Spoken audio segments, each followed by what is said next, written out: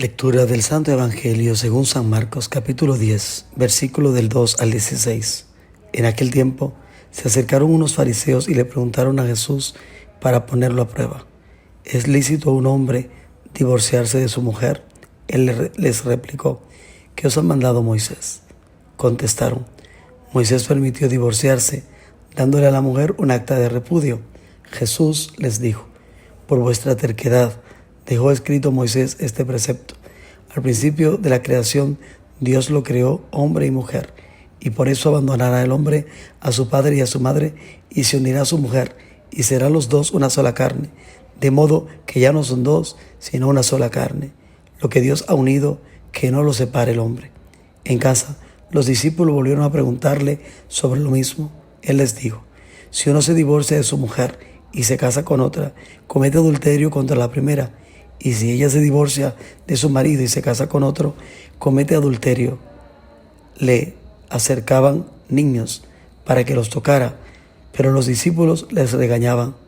Al verlo, Jesús se enfadó y les dijo: dejad que los niños se acerquen a mí, no se lo impidáis.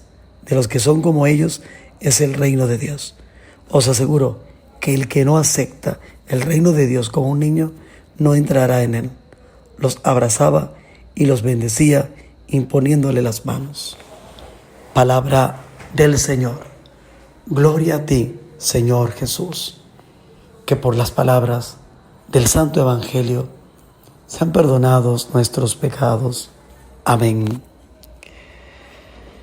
Hoy toda la liturgia nos viene a recordar dos cosas que yo invitaba a meditar a una comunidad. Y es algo para meditar durante todo el mes de octubre y toda nuestra vida. La transformación y la vuelta. Dios nos está invitando a transformarnos para poder volver a lo que Él tenía pensado para nosotros. Si ven el Evangelio de hoy, es como que hay un cambio. Está hablando del matrimonio, del divorcio, y de la noche a la mañana aparece el tema de los niños. Es que si yo no me transformo y vuelvo a ser como niño, sabiendo a lo que Dios, el plan que Dios tiene pensado para mí, será imposible que yo entienda el matrimonio como un sacramento, como un acto de amor, como un descubrir que Dios no me quiere solo, pero tampoco mi vida sacerdotal, mi vida religiosa. Si yo no me hago constantemente una vida de transformación, descubriendo, como dice el mismo Génesis y como señala el mismo Jesús, al principio, volver a ese principio, el diseño de Dios, el plan de Dios, lo que Dios ya tenía pensado, lo que Dios ha querido. Dios no ha querido la muerte, Dios no ha querido la división, Dios no ha querido los divorcios, Dios no ha querido, ha sido el egoísmo del hombre, ha sido el ser humano el que se ha ido apartando de este proyecto de Dios. Y solo cuando volvamos a ser como niños, y solo cuando entendamos lo que Dios ha querido, entonces vamos a poder hacer esta vuelta. Pero es una transformación, un cambio en nuestra vida.